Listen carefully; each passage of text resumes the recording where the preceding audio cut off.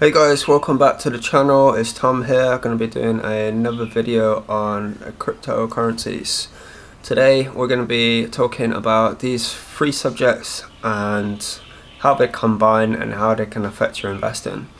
So we're going to be looking at, first of all, opportunity cost. Then we'll be taking a look at inflation with compounding loss. And then thirdly, we'll be taking a look at risk aversion. If you're new to the channel and you're into cryptocurrencies or you want to make some money, then make sure you subscribe, and if you can hit the like button, that will really help me out, and let's get into it. Okay guys, first of all I just want to give you a quick market update. We're on a little bit of a downtrend dip in Bitcoin now, so what I'm doing is I'm starting to dollar cost average buy. As we can see, maybe what I've been talking about in the past few videos, that this bearish divergence starting to play out on the weekly and the daily charts. I'm hoping that we can get down to this trend line at about 44k and then bounce from there, and then I can get some Bitcoin a bit of a cheaper rate. But we'll see how this goes. I mean, we've dipped down below the 30-day moving average, and maybe we will only dip a little bit further and then we could bounce. You've got to remember, we're in a bull market, so don't get too bearish. What I'd advise is just dollar cost average by the dips, but this is a good time to start dollar cost averaging, in my opinion. If, like me, you live in Hong Kong, you can check out my tutorial video that I've done before, and the link is in the description below, or my Binance referral is also in the description below. You can do a P2P purchase down there or on your credit card. Okay, so taking a look at the big indicators, one thing that's really interesting at the moment is the fear and greed index is slowly coming down, and it looks like we're approaching fear on the Bitcoin fear and greed index, which is quite interesting. So I'm going to try and use this indicator as I was planning before, start dollar cost averaging, and we'll see how this goes. Taking a look back at the altcoin season indicator, we dipped past this altcoin season line and then we bounced back into it. So again, just keeping an eye on this and see how it goes. Okay, on to the main topic of the video. It's kind of about mentality, really. It's just a brief introduction into these three topics. So opportunity cost, it's basically, in a nutshell, missing out on the best option and the best gains. So the way we can work this out is the opportunity cost equals the best option minus the return on your chosen option. So you can try and work that out. Probably I won't go through any numbers, but again, it's just something you can think about mentally when you're trying to make decisions. So just remember, you can't always be right, so don't try and FOMO, basically. So a good example of this at the moment, I think, is Ripple. Long term, we're looking at a really low price. They got a lot of problems with the SEC going through the courts. So probably long term is going to be a good project. I think later on this year we got the DeFi coming to Ripple. The transaction cost is really low. So to me, actually, it looked like a really good opportunity in the long term. But the problem is, because we got the court case issues, is short term, the price is looking really suppressed, even though we've got a kind of bounce back at the moment.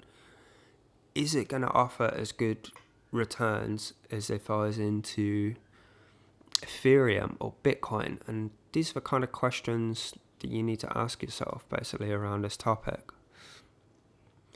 Okay, so the second topic that kind of ties into this that I wanted to talk about is inflation and compounding loss. So if you didn't know, there's a lot of money printing going on, right? There's all the stimulus packages, and last year we got about an inflation of about 20%. So that's your money in the bank. The supply has increased 20%, and this is going to have an effect on the value that you are able to store in cash. So if we make a conservative example, so if we take 100 and take off 10%, we're left with 90. Then if we got 190 and we take off 10%, it's 19. So that's 171. Then we have 271 minus 10%, 27.1, ending up with 243.9. And then 243.9 take 34.39, we end up at 309.51. And then 409.51 take 40.951, we end up with 368.55. So that's 5 years of investing $100 each year, and then we end up with 368.55. And what we are losing, that 10%, is almost $50 after 5 years. So you can imagine, this is kind of a crude calculation, but because your wages hopefully should increase, but as you might have realised, that a lot of our wages aren't increasing. So actually, in the past, it's not happening this fast. But actually now it's happening even faster than this. I actually think it's somewhere between 10 and 20%. Probably the conservative estimates might be about 10 to 12%, so I've used that. So then you can understand really why a lot of people are interested in investing in housing or appreciating assets, or desperate to get on that ladder, because you're getting crushed. I mean, hopefully, if you're not aware of this is going to start to ring some alarm bells for you, and definitely Bitcoin is a solution for this, as it is deflationary. So the last thing I wanted to talk about was risk aversion. Now, risk aversion often comes different kind of risk profile with age. Often you will take less risk when you're older, more risk when you're younger. Also depends on your background, where you're from, your kind of financial situation, or what you want in life. I guess it also depends on what kind of era you are from. Strategically, it should also depend on you and how much volatility you can handle. If it's too much volatility, and it kind of comes across as risk. I mean, risk and volatility we can talk about later. Then certain strategies are better for other people. If you can't handle the volatility and you're going to sell for a loss and miss out on the long-term gains, then maybe the more risk-averse strategy is better for you. But then today, looking at the example of the world we're living in, if you're risk-averse and looking back at compound loss, which we've just talked about, then I believe this is really going to crush you, and you're really going to get punished for being risk-averse. And in this world where we've got inflation and this kind of compound loss in dollars, I think it means that you have to put yourself out there and perhaps take on more risk, but try to get more reward. Because if you are not getting more than 1% returns or 10% returns APR a year, then you're going to be getting crushed by the inflation. So one of the things many people talk to me about, many people young my age talk to me about, is that they themselves or their parents often want to get them to invest in property. Okay, so talking about background, I think the older generation, they lived in a time when the housing was quite cheap, quite affordable, quite low risk and high reward.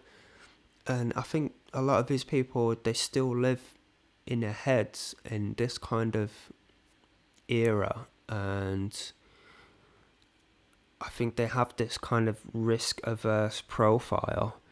But the problem is, yeah, if you can afford a house, that's great. But be aware that the inflation is also kind of shown in these house prices.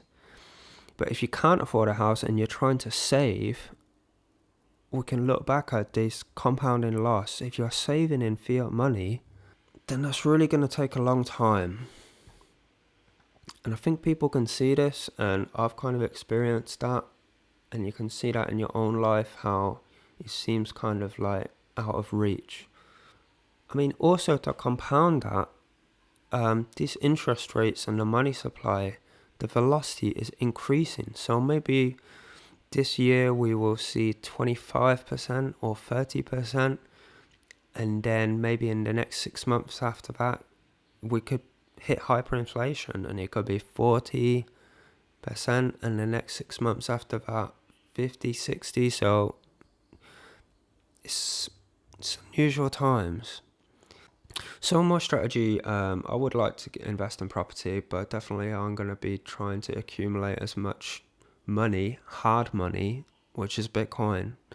And then hopefully in the future I can skim 10-20% off that and invest in property. So that's it for today, guys. If you liked the video, make sure you hit the like button and subscribe. Hope you enjoyed that kind of rant, and leave some comments in the description below and let me know your opinions. And I'll see you next time.